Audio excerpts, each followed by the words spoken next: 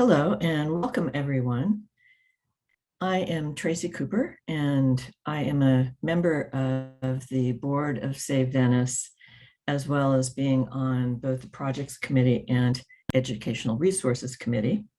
And I would like to thank all of our attendees for joining us today and extend a special thank you to Save Venice members, because as members, your contributions help us to preserve the artistic heritage of Venice, which includes the work of women artists such as Artemisia Gentileschi. And I am also proud to be heading the research track for Save Venice's recently launched Women Artists of Venice program.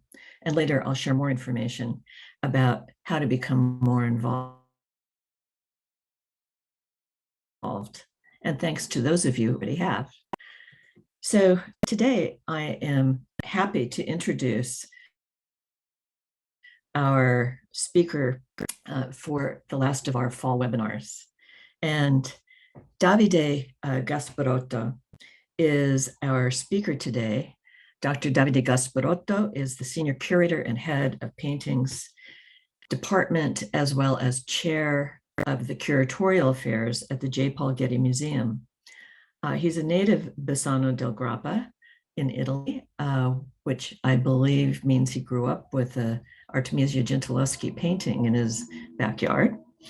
And previously, he was also director of the Fondazione Piero della Francesca in San Sepolcro from 1996 to 1998.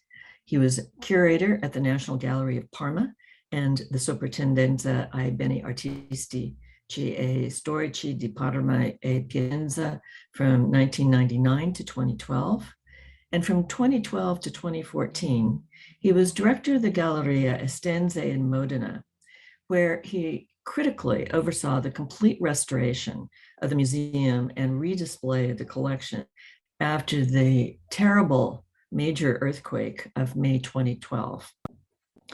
Something close to those of our hearts in Save Venice. In December 2014, he was appointed as Senior Curator of Paintings at the Getty Museum. He's also been a Francis A. Yates Fellow at the Warburg Institute in London, Paul Mellon Visiting Senior Fellow at the Center for Advanced Study in the Visual Art, the National Gallery of Art in Washington, and an Andrew W. Mellon Fellow at the Metropolitan Museum of Art, of course, in New York. He's also been curator for multiple exhibitions, those close to interests of Save Venice would include his Pietro Bembo and the Invention of the Renaissance in Padua in 2013, Aldo Manuzio, the Renaissance in Venice at the Accademia Gallery in 2016, and recently Giovanni Bellini, Landscapes of Faith in Renaissance Venice from 2017 to 18 at the Getty Museum. He is, of course, at work on numerous upcoming exhibitions, including one opening December 11th in Vicenza at the Basilica Palladiana, an exhibition titled La Fabbrica del Rinascimento, Processi Creativi, Mercato e Produzioni a Vicenza, Palladio Veronese, Bassano, Vittoria, co-created with Guido Beltramini and Matteo Vinco. So he is also, among other projects, currently working on an 18th century Lombard painter, Giacomo Cerutti, and his portraits of people in conditions of poverty, which will be an exhibition at the Getty in 2023, a subject that I think should be also of great interest to those of us working in charitable organizations. Let me also remind all of you that our Q&A button is there for you to use to pose your questions during and after Davide's presentation, and I'd like to encourage you to submit them throughout the discussion. And Davide, I think we're ready to hear from you now on Artemisia's work. Thank you very much, Tracy, for this very generous and kind introduction, really too generous. And I'm very happy to be here with all of you. Like Tracy, I'm also a board member of Save Venice, more like since not a very long time like Tracy, but since a shorter time, but I'm very engaged with the organization and with all what we do to protect and safeguard the cultural patrimony in Venice. My talk today is about an artist who actually was not Venetian, as you know. Artemisia Gentileschi was born in Rome, but she spent some time in Venice, and in the last few years, we have acquired more knowledge about her time in Venice, although there are still a lot of questions open about her stay in Venice, what she did there, what she painted there, which artists she met, and which patrons. But it's a very engaging and interesting topic, which I'm very interested in, especially because of an acquisition that the Getty Museum we did a few months ago in March 2021, about which I will say I will talk more during this conversation. So I think that now is the time for me to share my screen. And let's see.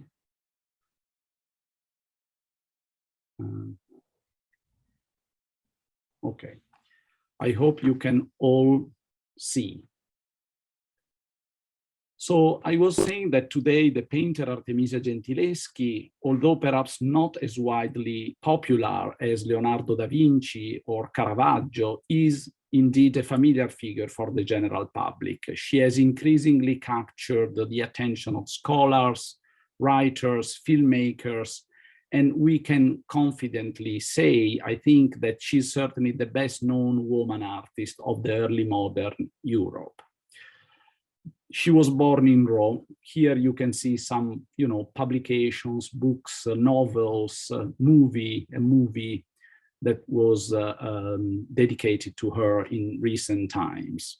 She was born in Rome in 1593. She was the eldest child and only daughter of Prudenzia di Montone and the Tuscan painter Orazio Gentileschi. Here we see her father portrayed by Anton van Dyck when he was in England, when he was court painter of King Charles I in England at the end of his career. Artemisia lost her mother when she was 12 years old, and she had to start looking after her three younger siblings. At the same time, she trained as an artist in her father's workshop. Orazio was well aware of Artemisia's talent and showed pride in her accomplishments. In fact, for example, in a letter that he addressed to the Grand Duchess of Tuscany, Maria Maddalena d'Austria, dated 1612, Orazio boasts of his daughter's ability. And I quote from this letter: having studied the profession of painting, after 3 years, she had practiced so much that I can now say that she has no peers, having created such works of art that perhaps even the most important masters of this profession cannot achieve. Obviously, maybe a little bit exaggerated, the pride of the father, but definitely at this time, Artemisia was already an accomplished painter. Her early production was in fact significantly shaped by the art, on one side by the art of her father, on the other side by the influence of Caravaggio, who, as you know, died in 1610. He was away from Rome from 1606, but his paintings were very, very influential. But the art of Caravaggio in some way was mediated by Orazio's highly individual response to the Lombard painter pictorial language. So Artemisia's palette, the physiognomy of her figures, the sensitive modeling of skin tones, and the details of costumes all show Orazio's influence, especially in the early part of her career. Like her father, she was skilled in rendering surface textures and light reflections.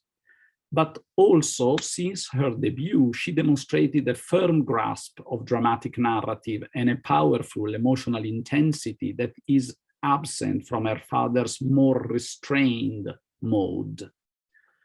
Her first dated painting that you can see here on screen, Susanna and the Elders on the right, is signed and dated 1610, and was painted when she was 17 years old. And it's an extraordinarily accomplished work and addresses two themes that she favored throughout her career: women heroes and the female nude.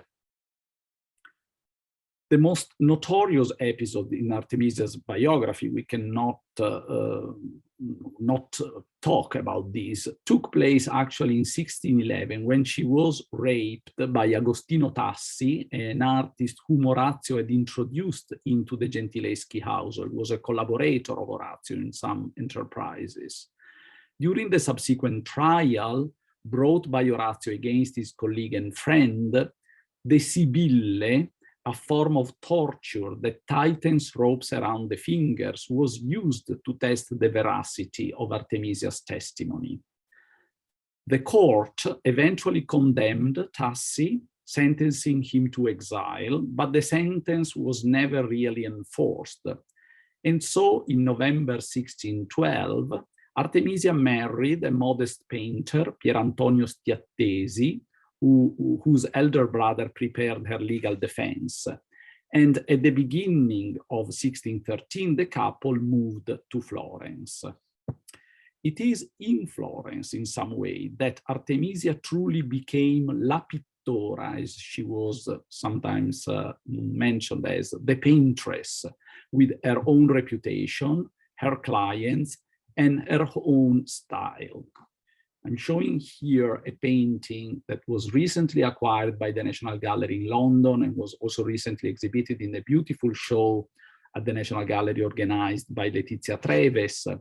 And this is one of the many self-portraits in disguise, in some way, that Artemisia painted of herself during her life, but especially during this Florentine period. Here she depicts herself as, you know, Saint Catherine of Alexandria with the wheel and the palm of martyrdom. It is in Florence that Artemisia really more consciously started to build her artistic persona. She learned to write and read. She was educated in music, and she frequented cultivated circles and made important friendships. She enjoyed the favor of the Medici court, and in 1616, she became the first woman to join the celebrated Accademia del Disegno, the famous Florentine Academy of Art founded by Vasari, and other artists in the mid-16th century. It is in Florence that she also began a love affair with a man, like a moderately wealthy nobleman, Francesco Maria Maringhi, documented in several letters, which were discovered in 2011 and represented a notable addition to our knowledge of her passionate and independent personality. They are really a very interesting read, these letters. They are very, very personal. In 1620, because of some, problems, both because her affair was becoming too public, both because there were some problems in terms of the managing of the household, Artemisia settled again with her family in Rome. In Florence, she had also several children. Some died, very, very young. One male child died later on in Rome. And she, at the end, there was one daughter that survived to the older age. That she followed her mother also when then later on after 1630 she moved to Naples. But in Rome, again, she frequented the circle of artists who worked for the powerful Barberini family. We have to remember that in 1623, Cardinal Maffeo Barberini became Pope with the name of Urban VIII, and is, the Pope that probably it's best remembered for being the great patron of Gian Lorenzo Bernini, for example. And during this period in Rome, she was close to the scholar and collector Cassiano dal Pozzo, who was her principal patron and supporter in the city. Artemisia's status as a sort of a celebrity in the mid-1620s is documented by this drawing of her hand by Pierre du Monstier and by a portrait medal. In the drawing, dated December 31st, 1625, she was still in Rome, her hand is elegantly poised with a fine-tipped paintbrush held between her fingers. In the handwritten inscriptions, she is labeled as excellent and learned Artemisia, gentlewoman of Rome. A poetic inscription on the reverse of the sheet by the same hand as the one in the recto compares Artemisia to the goddess Aurora. In the extremely rare portrait medal, there are only two known extant examples of this medal. One is in Berlin, and this one that I'm showing you is actually in New York in the collection, formerly the collection was Stephen Kay and Jenny Wuscher, now at the Free Collection. Artemisia in this medal is shown in profile, elegantly dressed with a pearl necklace, her long and in some way unkempt hair that are a kind of a feature of her portraits. They are tied up, as you can see, with a ribbon.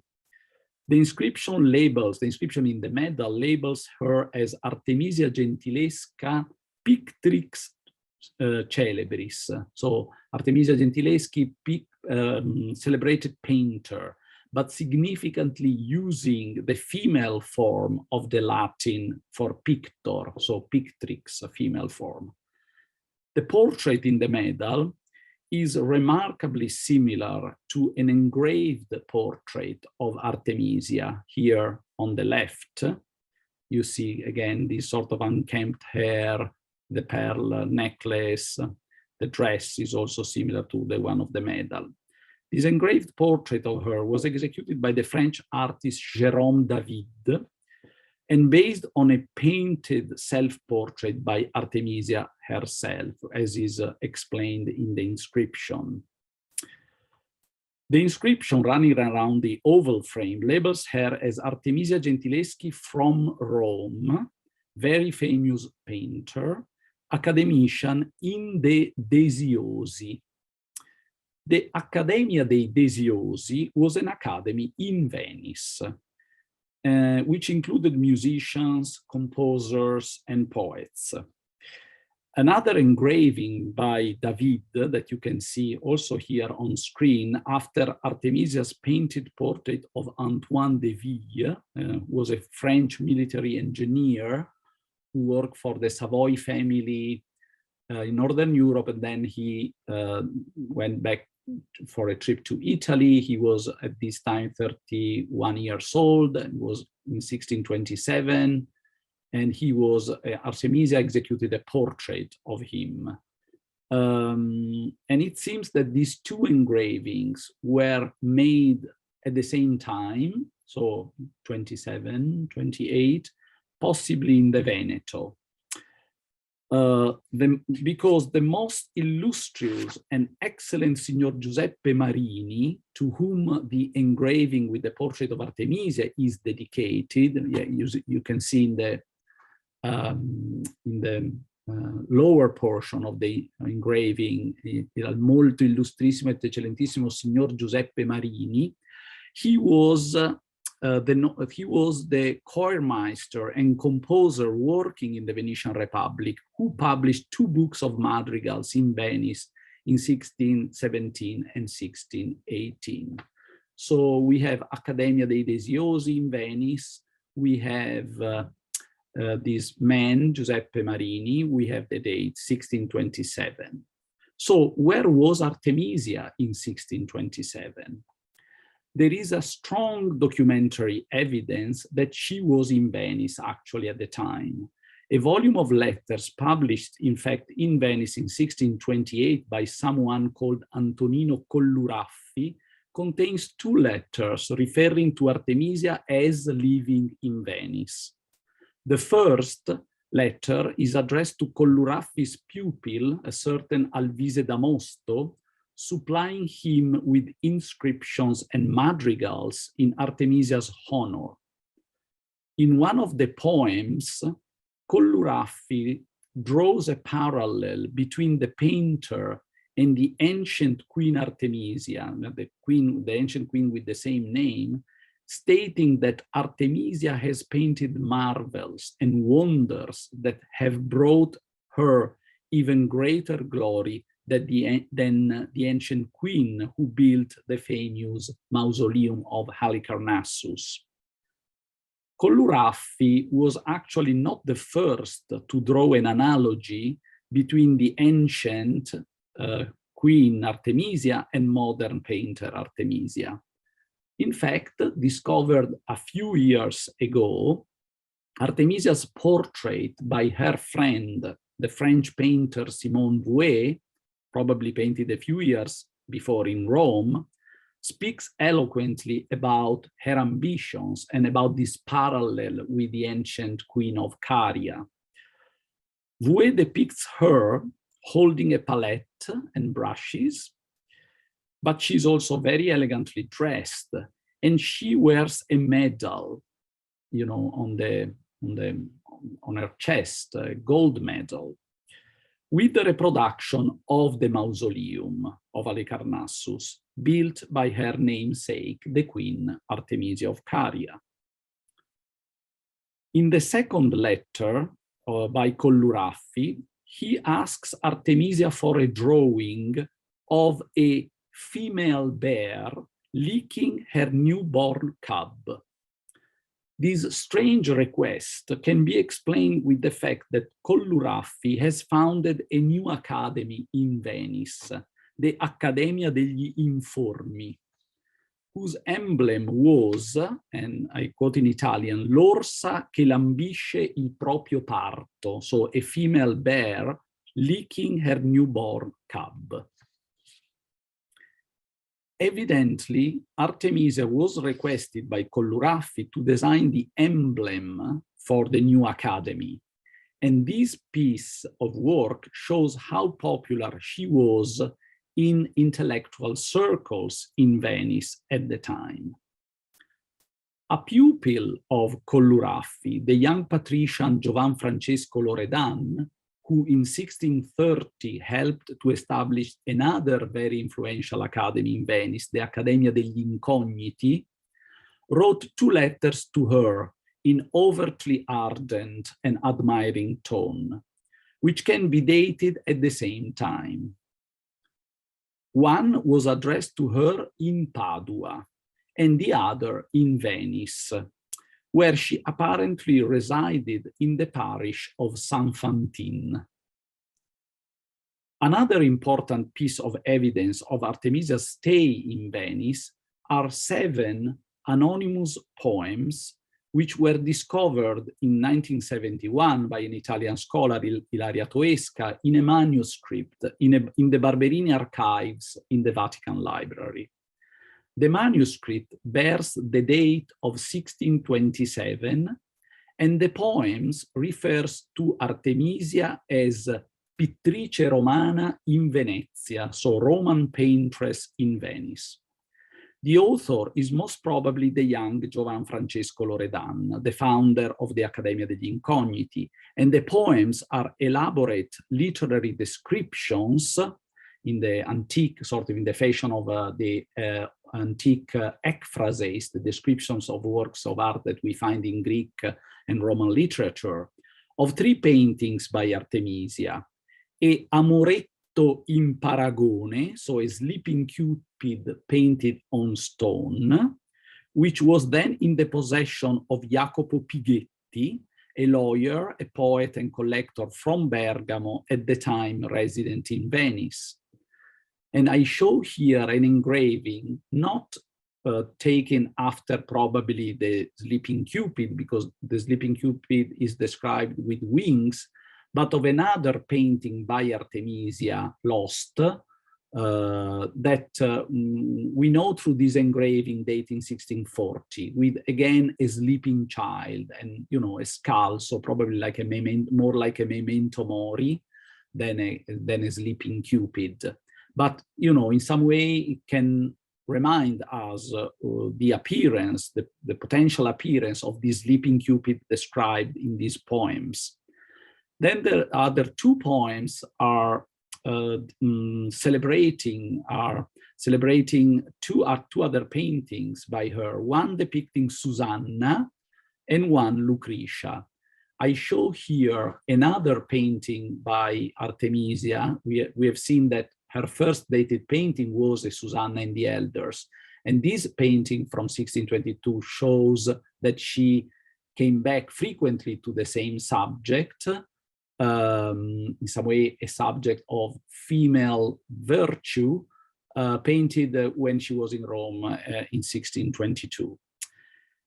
Unfortunately, the owners of these two paintings, the Susanna and the Lucretia, are not mentioned by the poet. And we will come back to the last painting with Lucretia.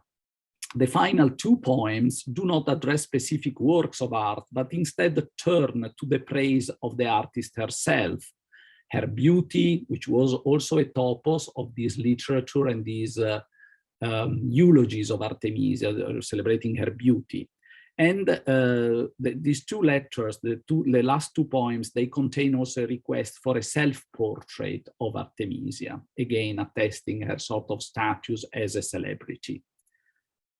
Further evidence of the presence of paintings by Artemisia in Venice is provided by the mention of a sketch with the head of Athena by her, Pallade, abbozzo di Artemisia Gentilesca Romana, owned by Giacomo Correr, procurator of San Marco, who was also closely associated with the Accademia degli Incogniti and whose art collection was inventoried and appraised by the painter Nicolas Regnier at the death of the collector in 1661.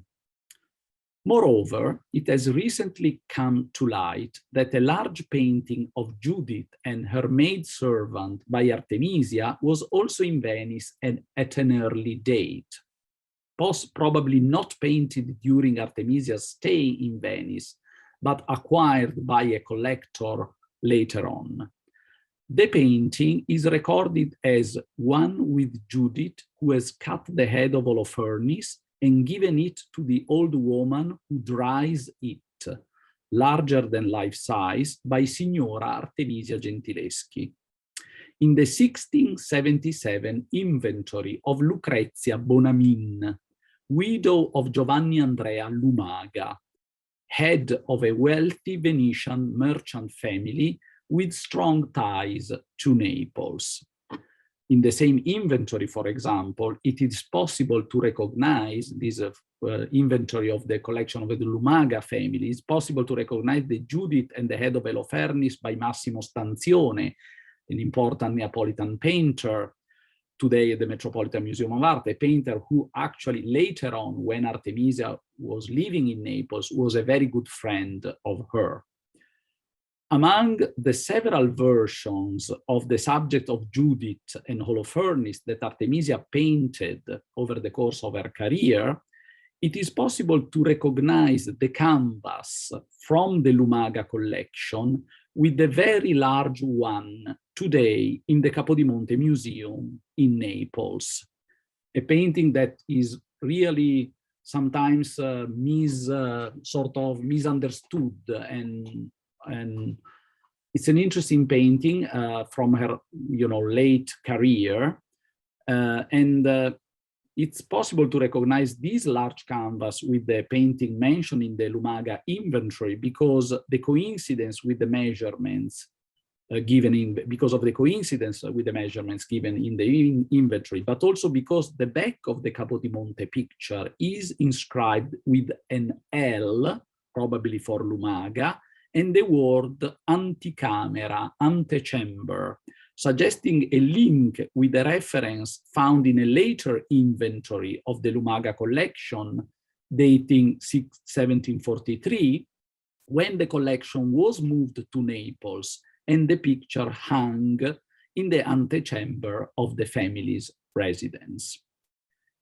It is possible, as it was suggested recently by a scholar, Jesse Locker, that this large painting inspired an elaborate literary description included in the book by Francesco Pona, della eccellenza e perfezione ammirabile della donna, of the excellencies and admirable perfection of women, of the woman, published in Verona in 1653, where the author offers a vivid and grim description of Judith's servant Abra, who rips off a strip of the tent and wraps it in the head of the Assyrian general.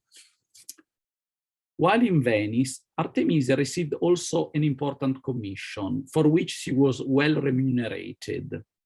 Through Íñigo Vélez de Guevara, Conde de Oñate, the Spanish ambassador in Rome, she was commissioned to execute a painting for the King of Spain, Philip IV, with the story of Hercules and Omphale, destined to the Alcázar in Madrid, where it was inventoried in 1636 in the Salón Nuevo, described as the story of Hercules who is spinning between some women, and there is a Cupid who signals what Hercules is doing by the hand of Gentilesca, Roman painter. The painting by Artemisia with Hercules and Omphale was apparently intended as a pandan of Achilles discovered by Ulysses, by Rubens and his pupil Van Dyck, in which Achilles, dressed as a woman and hiding among the daughter of Lycomedes, is recognized by Ulysses and Diomedes and brought back to the army that is going to conquer Troy. The subject of Achilles was a politically fitting allegory for the passage from youth to manhood and kingship, while Hercules and Omphale might be seen as a warning that no man is immune to the dangers of love. But the subject of the painting seems also to reflect the peculiarly Venetian fascination with transvestitism and gender reversal for comic ends, characteristic of the literature of the Accademia degli Incogniti and later of Venice operatic stage. The painting by Artemisia of Hercules' Omphale for the King of Spain is unfortunately lost, but another recently rediscovered work by Artemisia, painted later in Naples and documented in 1699 in the collection of a Spanish Neapolitan nobleman, Carlo de Cardenas, can give us an idea of the ambition of the composition of the lost canvas destined to the King of Spain. The picture that I'm showing here was rediscovered in Lebanon within the collection of Sursok Palace, an important and very beautiful 19th century residence, which was severely damaged after the devastating blast at the port of Beirut in August 2019. And here you can see obviously Hercules who is spinning, there is the little Cupid, and there are obviously these women, one of them in front of him is obviously Omphale. So the painting in Beirut is remarkably similar to the description of the lost painting that Artemisia executed while she was in Venice for the King of Spain, Philip IV. And here I can show you some images of the devastation of this beautiful palace in Beirut and the painting and the damage that the painting by Artemisia suffered. But I can tell you that this is really a notable addition to Artemisia's body of work, and the painting will come here to the Getty in February from Beirut, and we will take care here at the Getty of the restoration of this remarkably important rediscovered picture. But let's go back to 1627. As I have mentioned, in that year, a number of poems were dedicated to 4 of Artemisia's paintings executed in Venice, among them 2 depicting woman heroines, the biblical Susanna and the Roman Lucretia. As it is well known, over the course of her career, Artemisia painted many donne forti, strong women, known for their strength, passion, and vulnerability. The nature and statues of women were prominent themes discussed in cultural circles in Italy at the time, and particularly in Venice. Of the Venetian women who contributed to the discussion on the questione della donna were Artemisia's contemporaries Lucrezia Marinella and Arcangela Tarabotti. Marinella's La nobiltà e l'eccellenza delle donne, codifetti e mancamenti degli uomini, so the nobility and excellence of women and the defects and vices of men, published in 1600, was a direct and powerful point-by-point rebuttal of the book I donneschi difetti, on the defects of women, published by Giuseppe Passi in 1599, so the year before.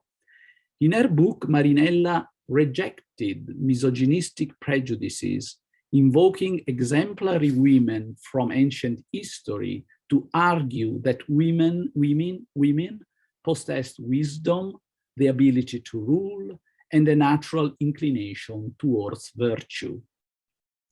The writing, on the other side, the writings of the nun Arcangela Tarabotti denounced more forcefully the social condition that allowed the forced cloistering of Venetian women, combining direct experience with examples from history in books such as L'Inferno Monacale, the monastic hell, and La Tirannia Paterna, paternal tyranny. The strong fascination for powerful women of the past is also proved by books like the Galleria delle Donne Celebri, Gallery of Celebrated Women, by the Veronese writer Francesco Pona, published in 1633, where the author imagines a literary picture gallery with famous women of antiquity, sorted into 3 typological categories: lascivious, chaste, and saintly. These debates and polemics were formulated not only through the exchange of publications, but also through lively debates that took place in the many literary academies of the time, among them the Accademia degli Incogniti.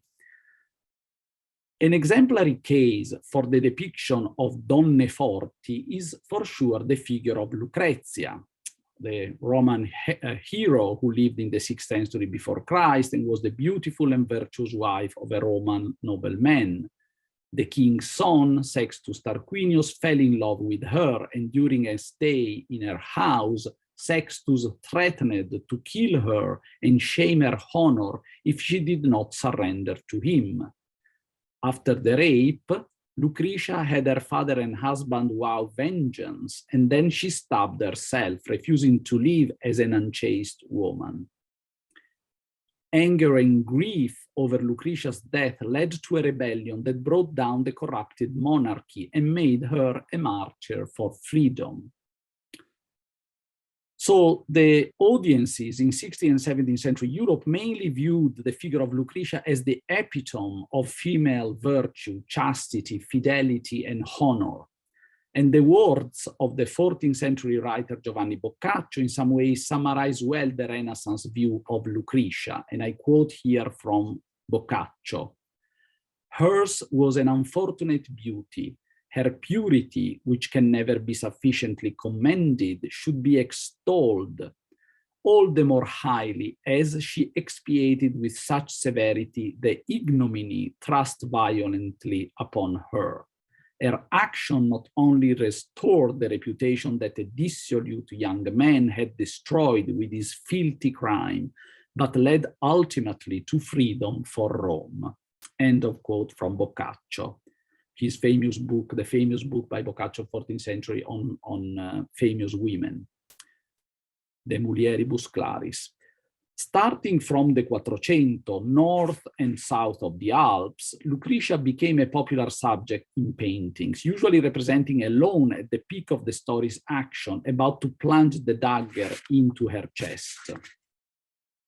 This painting was probably painted by Artemisia at the beginning of the 1620s, when she was in Rome. It is a powerful, almost disturbing work. Keith Christiansen has appropriately characterized the picture as a vivid allegory of violation and vindication, and suggested the intriguing possibility that Artemisia may have posed for the figure, for the fact that the dagger is held in the left hand may indicate a mirror image reversal.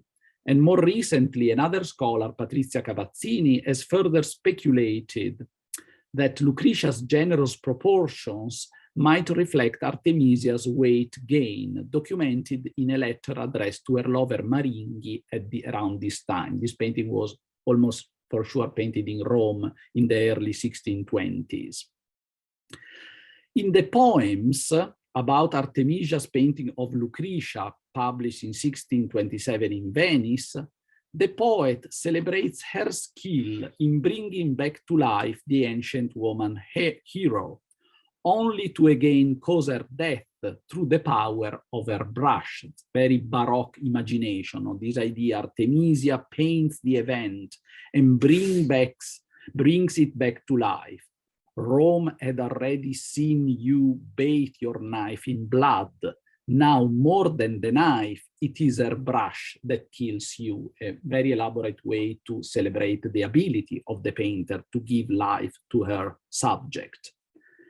The poems do not describe the painting with precision, but it is highly probable that it is the painting recently acquired by the Getty Museum. In comparison to the picture that we have just seen, the previous one, the one today in the collection of Girolamo and Roberta Etro in Milan, in comparison to that picture, the painting recently acquired by the Getty shows the artist moving into a different direction. Here, Lucretia is standing, and she's also emerges from the dark background, grasping the dagger and aiming it at her chest.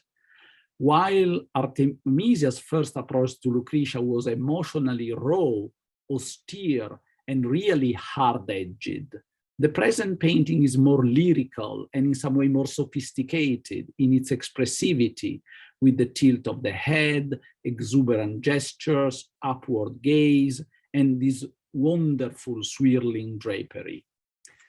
The emphasis is on the contrast between the beauty of her translucent skin, the pearls in her hair, the luxurious fabrics, and the horror of what is about to happen.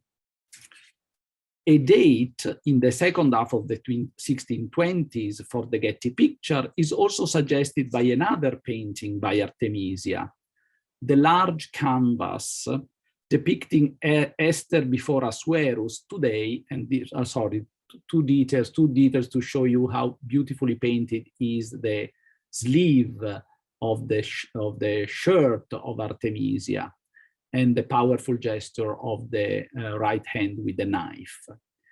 So I was saying that a date in the second half of the 1620s, so very likely during the Artemisia's stay in Venice for the Getty picture, is also suggested by this painting by Artemisia today at the Metropolitan Museum.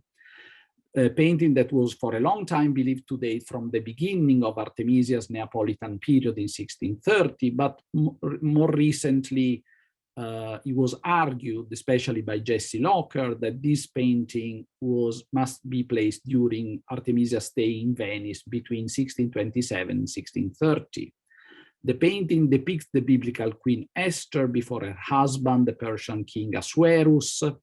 Artemisia has selected this moment of the story when Esther enters the king's chamber uninvited, a crime which was punishable by death, to warn him of his ministers' plot against the Jews, and in so doing making known that she too was Jewish.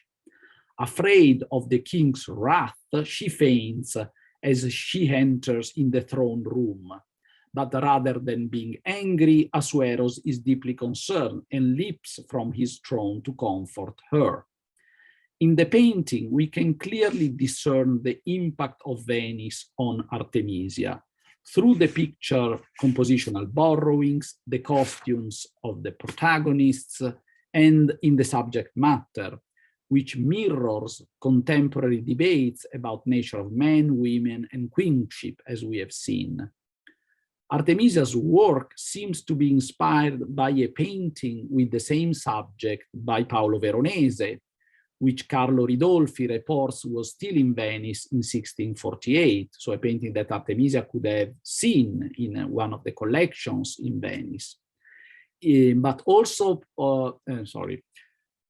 it is also worth noting that in the first version of the composition by Artemisia, revealed by X-rays, Artemisia had placed an African page restraining a snarling dog beside the king's throne, a detail that indicates how much Veronese was on the artist's mind in the early stages of the painting. But also she could have seen works by an artist who was also inspired by Veronese, but was a contemporary of her, active at the same time of her in Venice, Padovanino.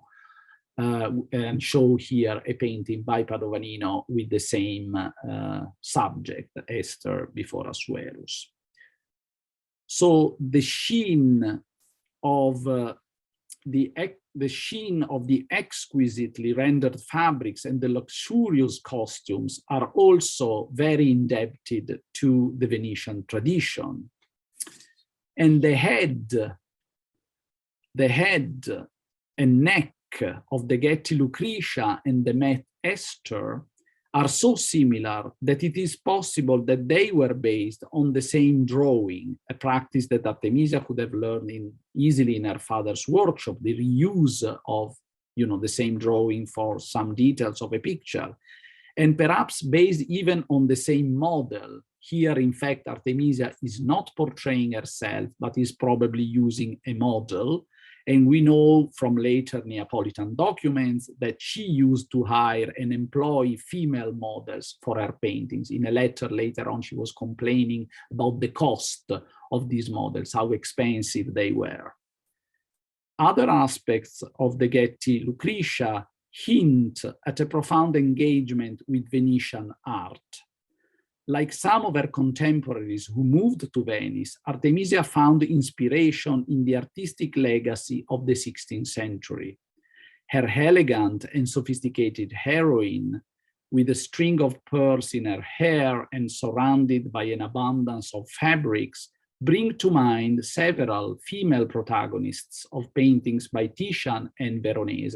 I show here a comparison with a famous painting by Veronese today in Vienna, and look at the string of pearls in the hair, for example.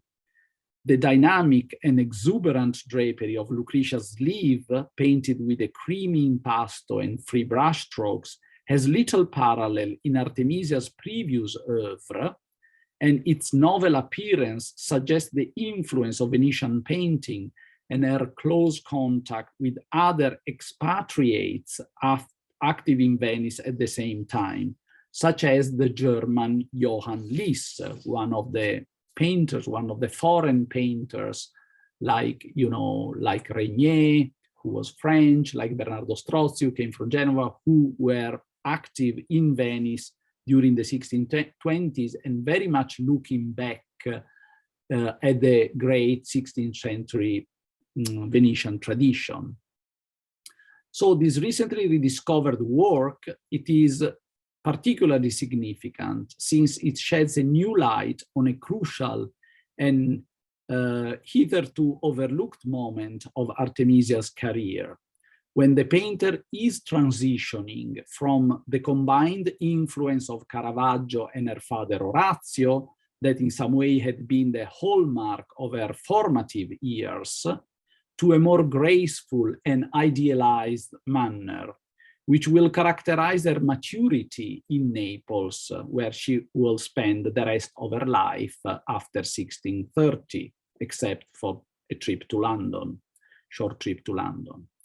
So the painting, the story in some way demonstrates also how much there is still to be done to fully understand and reconstruct Artemisia Gentileschi's extraordinary artistic trajectory.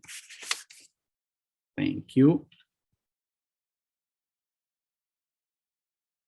I can stop sharing.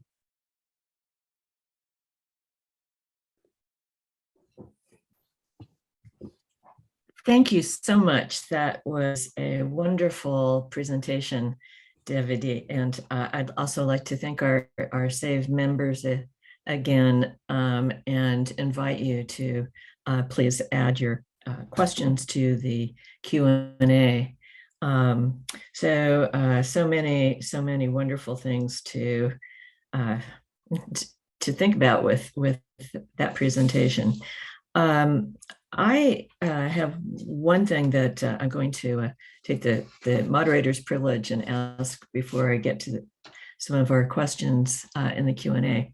And that is, I wonder if you would expand a little bit more on the discovery of Lucretia leading to the acquisition by the Getty. Yes. So the painting was virtually almost unknown. I think it was exhibited once with a correct attribution as, to Artemisia in an exhibition in Geneva during the, I think, 1990s, sorry. And it was in that catalog, there was an entry by a very distinguished Italian connoisseur, Mauro Natale, who correctly, I think, attributed the painting to Artemisa, but it was in a private collection in south of France, in Lyon. And so it was a picture always kept very private. And then at the end of 2019, it was sold at auction in Paris, and made a big price because it was dirty, it was uncleaned, very yellow, covered with a very yellow varnish, but the quality was pretty evident. Unfortunately, at the time, we couldn't bid because we had other, as sometimes it happens, we had other priorities. And so but I kept an eye, and a dealer in London bought the painting, Patrick Mathissen, and then Patrick had made it cleaned, restored, and he also consulted, this scholar that I have mentioned a couple of times during my lecture, Jesse Locker, who in 2015 published a beautiful book, Artemisia Gentileschi, The Language of Painting, where he explored more the portions of Artemisia Gentileschi that were more overlooked by, scholars tended to be very concentrated on the first Florentine period and maybe first Roman period, so Artemisia up to 1625-26, and then the rest was a little bit less it's less considered, although there are obviously monographs on Artemisia and important books, the monograph by Mary Garrard, the monograph by Bissell. So, and so then we thought that the painting was really wonderful quality, the kind of subject you want for Artemisia, very like a strong emotional, story. And also representing really her for what she wanted to be reminded as a history painter, so as a painter of, or religious or, biblical or mythological or stories from Roman history. So we thought that it was worth pursuing it as an acquisition. So that's well, it definitely, I think, you'd get no argument from probably anyone listening. It's something that that joins such a limited number of works available in public collections in the United States. There's what, 8 or 9. Yeah, obviously there are some great ones like the Detroit picture, but which is one of our great masterpieces. But obviously for us is an important aspect. It was in my agenda from some time to acquire an important painting by her. As you know, we have 2 masterpieces by Orazio. One I showed, the Lot and his daughters. So I think it was important to represent her. And obviously it's an effort we are doing to have, you know, more works by women in our collection. And I see that someone is asking actually if the Getty Artemisa is currently exhibited. So in this exact moment is not, because it's in a transition between the galleries. It was exhibited immediately after the acquisition and it was exhibited until last week. It is now transitioning to a small exhibition which will begin very soon in early December, about recent acquisitions of the museum. It's a sort of a highlight of the acquisitions of the last year within all departments. So it will be very soon exhibited again, on view again. I think that something that I would also be curious about, the work was cleaned, you mentioned, when it was in London before the Getty acquired it. And has there been further examination done in your conservation laboratories of the work? You mean our picture? Yeah, yes. There are some interesting pentimenti in the position of the head. And then it's a little bit difficult to read, but perhaps at first there was a sort of a window with a curtain behind her. And then she decided sort of to have like this sort of neutral background. What I'm aiming to do now is to ask to our colleagues at the Met in painting conservation to have a tracing of the head of Esther, because I want to compare the tracing of the head of Esther at the Met with the tracing of our head, of our Lucretia, because they may coincide or they may be very close. So this will prove in some way that they may have been based on the same sort of cartoon or the same drawing, which is something that obviously happens in Artemisia. Someone is writing that there is this exhibition in Hartford right now. Yes, at the Wordsworth Athenaeum, there is an important exhibition on women artists, of Italian women artists of the early modern period. And Artemisa obviously is one of the great protagonists of the show. And there are these three self-portraits, sort of these self-portraits in disguise. And with this, I may also answer to one of the questions. Artemisia, during her Florentine period, painted this self-portrait in disguise. So he disguised herself as someone else, as St. Catherine, as a lute player. So Hartford owns this wonderful painting by her as a lute player, and is now exhibited with alongside with the painting at the Uffizi and at the National Gallery of her as a St. Catherine.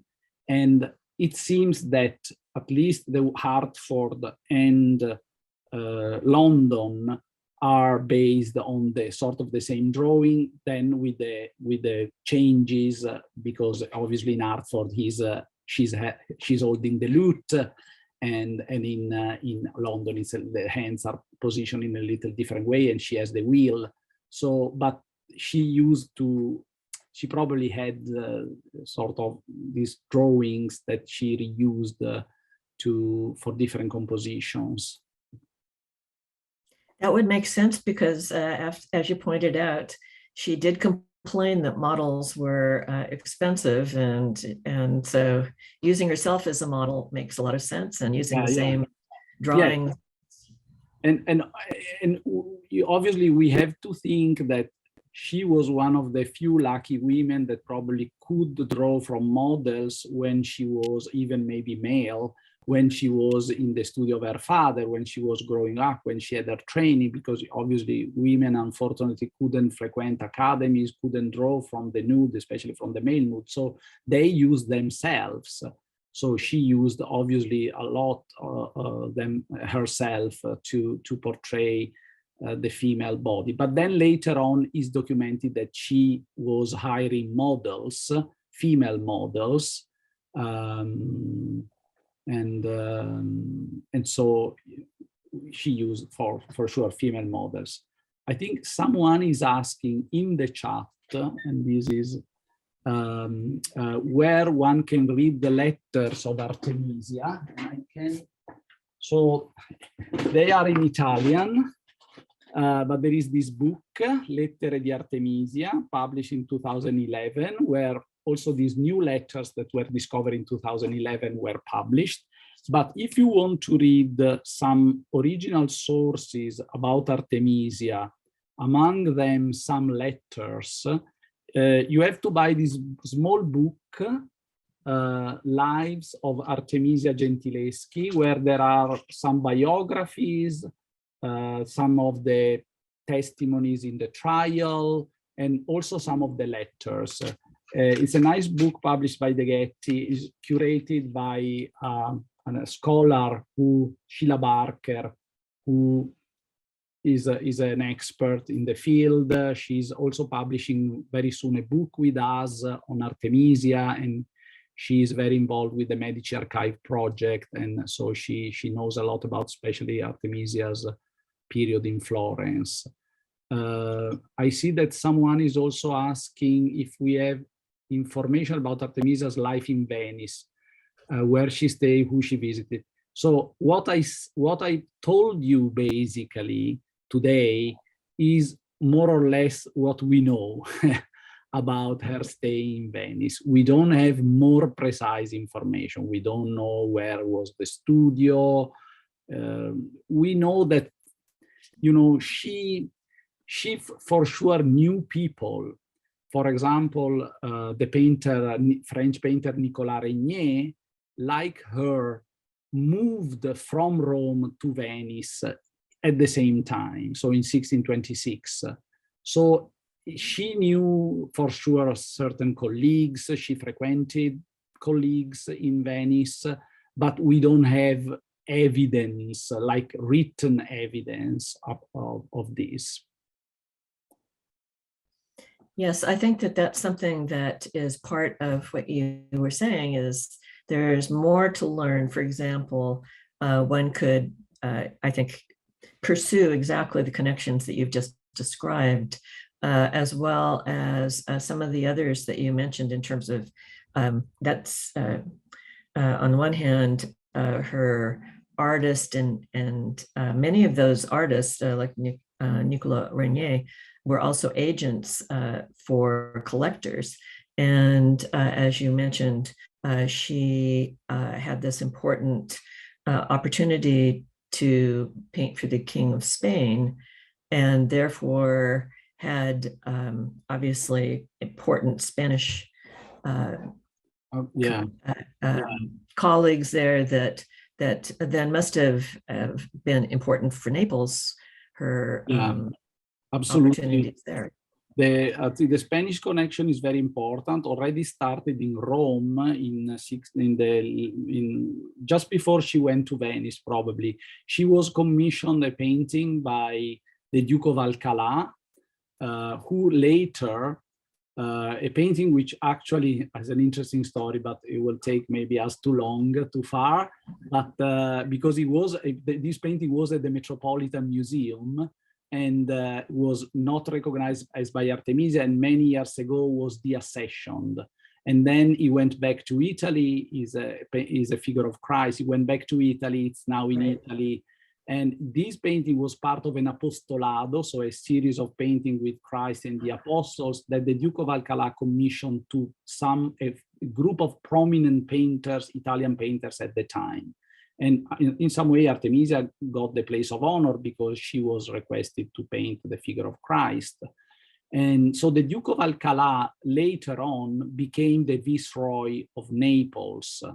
And so he was for sure instrumental in bringing Artemisia to Naples. We don't know why Artemisia left Venice, where she probably forged some important relationship. Probably was because of the plague, because in the summer 1630, the plague struck very strong in Venice, and so she probably decided to leave the city and went down to Naples, but with these important Spanish connections. Great, thank you. I think, as you point out, time is getting away from us. Yeah. If there are other questions that people have, we'll try to answer those offline for you. And in the meantime, I would like to draw everyone's attention to the webinar series that Davide has so wonderfully wrapped up for us for 2021. And thank you, and also thank our members for your attendance. And the webinar follows that of Xavier Solomon's on Rosalba Carriera, part of our new program to study the women artists of Venice. And in particular, we have had such a wonderful response following Xavier Solomon's presentation in recognizing the work of Rosalba Carriera and supporting conservation efforts that Save Venice is undertaking. And our other featured artist is Julia Lama, who, as Davide was just referring to, the unusual opportunity that Artemisia Gentileschi had to observe the male form as a live model in her father's studio. So too, Julia Lama seems to have had a similar opportunity and is one of the extremely rare female artists of the period to have an extensive number of drawings that display her study of the male nude. She has a limited number of very impressive large-scale altarpieces, one of which has been somewhat neglected in its location at the Church of Santa Maria Assunta on the island of Malamocco, not for any lack of love on the part of the parish there, but it is a work that they are eager to see restored in terms of its condition. Here you see the delightful setting that we will hope to restore it to. And it is a work I just saw together with the other members of the project committee in October that will be incredibly impressive once it is taken care of. I think you can just see even the kind of streaks coming down on it. And as always, the projects of conservation by Save Venice lead to amazing discoveries, not just in revealing and pointing out to people how incredibly powerful an artist this represents, but also, for example, the color is so off in its current condition that there are questions regarding even the identity of the main protagonist. So you'll sometimes find it named as we have the female saint in glory. Other times it is given the title of the church of the Assumption of the Virgin.